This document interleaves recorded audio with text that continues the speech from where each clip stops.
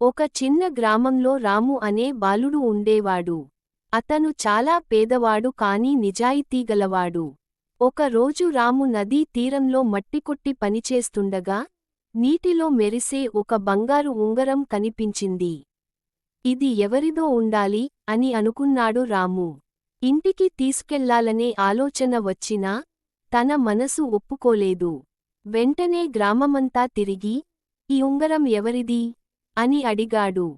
అప్పుడే ఒక వృద్ధుడు వచ్చి, అయ్యా, ఇది నా ఉంగరం. నేను నదిలో స్నానం చేస్తూ పోగొట్టుకున్నాను అన్నాడు.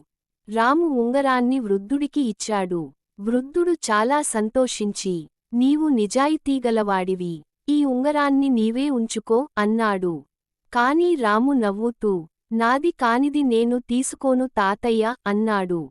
రాము మాటలకు వృద్ధుడు ఆశ్చర్యపోయి, అతనికి ఉద్యోగం ఇచ్చాడు. రాము జీవితంలో ఆ రోజు నుండి మంచి రోజులు మొదలయ్యాయి.